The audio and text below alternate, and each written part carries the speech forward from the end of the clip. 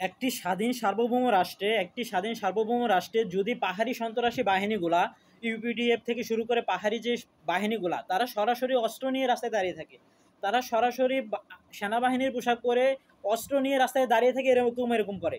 গত গত 9 তারিখের ঘটনা, বিকাল 5টার দিকে আমি রাঙ্গামাটি থেকে খাগড়াছড়ি যাচ্ছিলাম।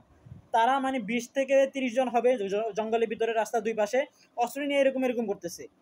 অথচ সেনাবাহিনী ওদের বিরুদ্ধে ওইরকম কোনো উদ্যোগ নিতেছে না। আমরা ইতিপূর্বে দেখেছি শেখ হাসিনা সরকারের আমলে সেনাবাহিনীকে তারা গুলি করে হত্যা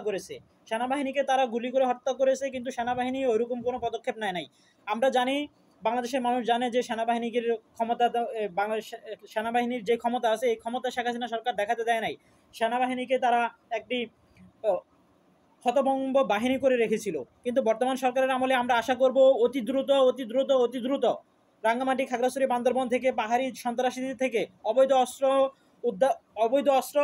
অতি দ্রুত হস্তক্ষেপ করতে হবে, তাদের অবৈধ অস্ত্রগুলো উদ্ধার করতে হবে, এবং যারা এই অস্ত্র মজুত করছে, অস্ত্র প্রশিক্ষণ দিচ্ছে পাহাড়ে অবৈধভাবে, তাদেরকে অবশ্যই আইনের আওতায় এনে সর্বোচ্চ শাস্তির আওতায় আনতে হবে।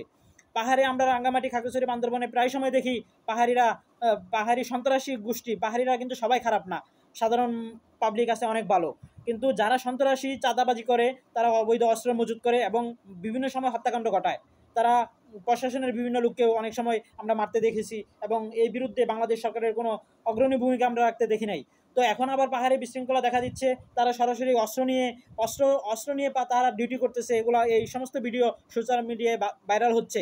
কিন্তু আমরা সেনাবাহিনীকে ওইরকম, যে সেনাবাহিনী গঠন করা হয়েছে দেশকে রক্ষা করার জন্য, যে সেনাবাহিনী আমাদের দেশকে রক্ষা করবে, সেই সেনাবাহিনী যদি নিজের দেশের অবৈধ অস্ত্র, এরকম হাজার হাজার অবৈধ অস্ত্র গড়ে উঠতেছে, পাহাড়ে মজুদ হচ্ছে, এগুলো যদি তারা উদ্ধার না করে, তাহলে সেনাবাহিনীকে নিয়ে একসময় বাংলাদেশের মানুষের প্রশ্ন উঠবে। তো সুতরাং বাংলাদেশের সেনাবাহিনীর এখনই সর্বোচ্চ ক্ষমতা দেখানোর সময়। সেনাবাহিনীকে সেই আদেশ দেওয়া হোক। সেনাবাহিনী একসময় বলেছিল 24 ঘন্টা সময় দিলে তারা পাহাড়কে অস্ত্রমুক্ত করে ছাড়বে। তো সুতরাং তাদেরকে সেই আদেশ দেওয়া হোক এবং সেই ক্ষমতা দেওয়া হোক, প্রচুর পরিমাণে পাহাড়ে সেনা মোতায়েন করা হোক, এবং যৌথ বাহিনীর অভিযানে পাহাড় থেকে অস্ত্র উদ্ধার করা হোক। এখন এটা সময়ের দাবি, এবং অতি দ্রুত এই সিদ্ধান্ত বাস্তবায়ন করা এখন সময়ের দাবি। তো সুতরাং বাংলাদেশ সরকারের নিকট এবং প্রশাসনে যারা আছে তাদের নিকট জোর দাবি জানাচ্ছি, পাহাড়ি বাঙালি সম্প্রীতি স্থাপন করতে হবে, এবং এই অবৈধ অস্ত্র উদ্ধার করে চাঁদাবাজি বন্ধ করতে হবে, এবং পাহাড়ের বিশৃঙ্খলা মুক্ত করতে হবে। ধন্যবাদ। সকলে আওয়াজ তুলুন, বা চাঁদাবাজি বন্ধ করুন। বনরূপার মতন বাজারে পাহাড়িরা হামলা করে, বনরূপার মতন বাজারে, যেখানে এত বড় একটা বাজার সদরে অবস্থিত, এখানে পাহাড়িরা আক্রমণ করে, অথচ ওইরকম আমরা কোনো ভূমিকা দেখতেছি না প্রশাসনের। তো ধন্যবাদ সকলকে। এই পাহাড়কে অতি দ্রুত শান্তি করতে হবে এবং অস্ত্রমুক্ত করতে হবে। সর্বপ্রথম কথা হচ্ছে অস্ত্রমুক্ত করতে হবে, এবং অস্ত্রধারীদেরকে আইনের আওতায় এনে সর্বোচ্চ শাস্তির ব্যবস্থা করতে হবে। ধন্যবাদ।